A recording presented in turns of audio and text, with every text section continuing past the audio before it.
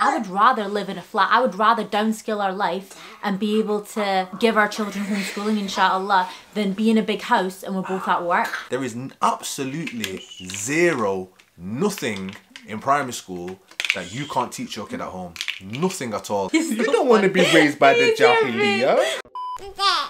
Ah, your nails so sharp. Really? Yeah, they're pretty sharp.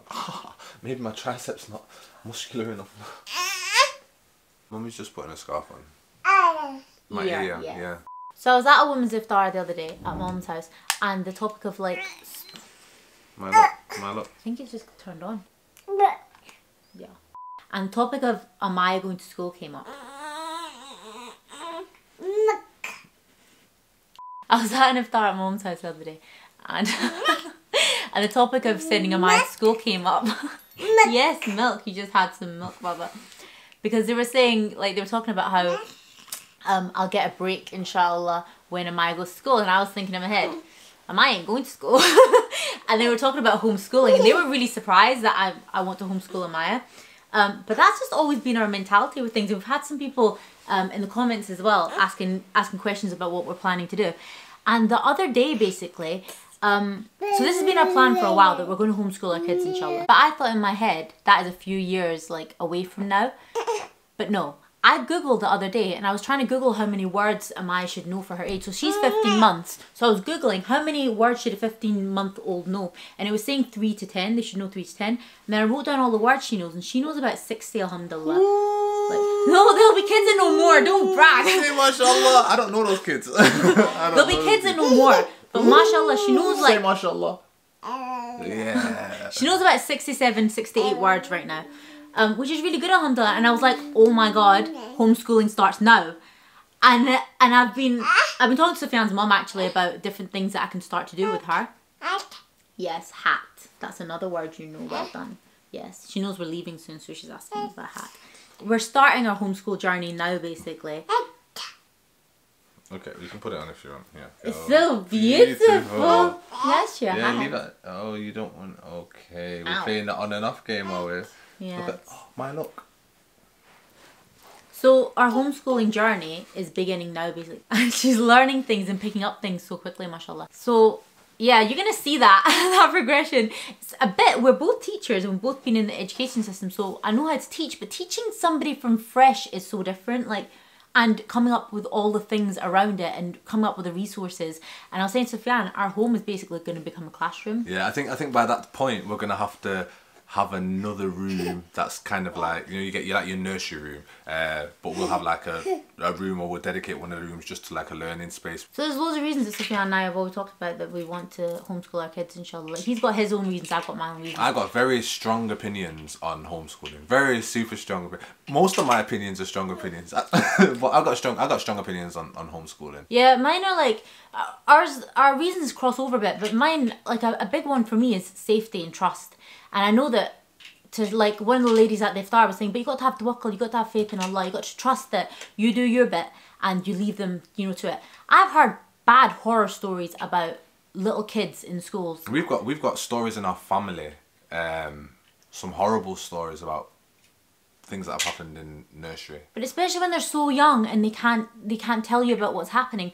I don't trust straight, like, do you know what I mean? Like, only you will look after your kid, or your immediate family will look after your kid as well as you will look after them. You can't trust people that are just getting paid for a job. You can't. / they're just young people figuring it out themselves. And the people aren't even parents themselves sometimes. Yeah. We are going to sit down and do a podcast on this topic, where we can be like really expansive on it. But here's my surmised, really quick viewpoints on this topic, yeah? Firstly, we work in education. So just think about the people from your job, wherever you work. If you're a doctor, if you work in retail, it doesn't matter where you work. So think about the people there in your profession, in your job with you. They're just normal people that don't really have the best outlook on life, not necessarily got the best morals. Would you let them look after your child, yeah? Like Amara says, some of them you wouldn't even let them look after your bag. So would you let them look after your child? The answer is no. And it's not just looking after your child, it's being responsible for the upbringing, for the mental, like for the way they think, for the morals, sometimes combating the things that you as a parent actually instill in them. They'll be like, oh, well, I think your mum is wrong, or I think your dad is wrong. That aside, yeah, I ain't letting these random people. I work in education. Amara's worked in education. There's not one single person. Actually, I've got some family in that. But anyway, there's not one single person that I've ever come across in my career, and I've been working in the sector since I was like 21, that I would ever be like, yeah, you can look after my kid. You can that's mad. You can raise my kid for 6 hours a day, just every single day. Yeah. Secondly, you see primary school, the way it goes here, obviously you go to nursery, you go to primary school, and I understand that people have got like different financial capacity and capabilities and that. Yeah, some people have to go back to work, unfortunately, and hate it because they need to pay their bills, or they need to pay rent, or they need to whatever. Yeah, that aside, ignore nursery, just think about primary school. Yeah, there is no way in a million years that I would ever send my kid to primary school, ever. Okay, never. It doesn't matter whether we're on social media and people know us, and okay, well, I guess they know that they go to that. Amara raised the point about, I was saying, like, some people get nervous that we have Amaya online, but I don't feel nervous about Amaya being online because she's never out of our sight, alhamdulillah. And I would never send her to school like that anyway. But I have seen other vloggers and people on YouTube that you can tell where their kid goes to school. Like, you could tell from their uniform, you could tell by the school. Like, if you knew that area, you'd know where their kid goes to school. And I'm not saying that's not why we're not sending her to school, but I'm saying it's important to me that we know where she is, we know how she is. From when I was like 18 and start even thinking about kids and stuff like that, there was no way that I would ever let my kid go to a primary school. Think about what they do in primary school. Yeah, primary school, from the age of, what is it, 5 up until 11. Yeah, 6 until 11. They teach you how to count, they teach you how to add, they teach you how to form sentences, they teach you how to write a bit. But most of this is like done at home anyway. They teach you a bit about geography, a bit about history. Don't even get into the history topic. A bit about this and a bit about that. We'll do some colouring, we'll stand in a line. There is absolutely nothing in primary school that you can't teach your kid at home. Nothing at all. I think you definitely have to, not study up, but you have to be so intentional, and I'm nervous about that. Alright, well, there's nothing that I can't teach my kid from primary school. I can teach my kid everything all the way up into... I know the primary syllabus. I'm saying in general. Yeah, okay. Just over there.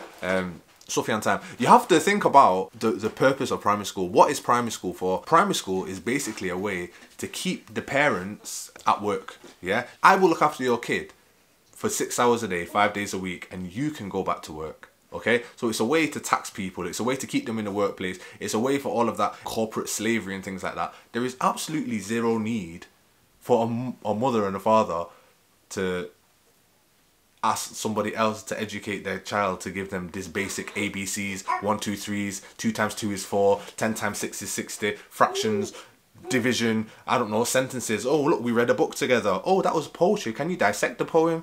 These are super basic things, yeah? And there's another argument, yeah? Look at me cocking my leg up and everything like that. There's another argument about saying that, oh, well, the mother might need some respite. What happens, yeah? Just deep this for a second. You as a mum, and this is not a shot at the mums, just saying. You as a mum, send your kid to primary school for 6 hours a day so somebody else can look after them, just to get a job, to go and work in a school and look after somebody else's kids. How does that make any sense? Does that make it, Amara? How does that make any sense? Yeah, this is no shade to anyone working in like childcare or anything like that. It literally makes no sense. And you have to bear in mind that, listen, that I'm a head teacher. Been a teacher all my professional life. Amara's been a teacher. Okay, obviously she's a stay-at-home teacher now. My dad been a teacher. My mum was a teacher. All went all the way to the top to head teachers. My brother has a master's in Arabic and teaches Arabic. My sister's just like 2 months away from actually having a doctorate and being a qualified doctor, PhD. Really learned it. Really proud of you, Halima. My big sister is a head teacher. My other brother works in schools his whole life, head of behavioural leads and safeguarding. Amara's mum is a teacher and has been a teacher for her whole life. My sister-in-law, Amara's little sister, is a speech and language therapist and works in education and is teaching. What is the need in our family to send them somewhere else to be educated? What is the need? What is the need in that? There's zero need. We're lucky in that respect, alhamdulillah. Yeah, alhamdulillah. I get really passionate about this topic, yeah, because I just think it's weird to let random people raise your own child, yeah. Guys, Amaya won't let me sit. She's saying up every time I'm trying to sit. Do you want to come to me, Maya, up here? Don't go up.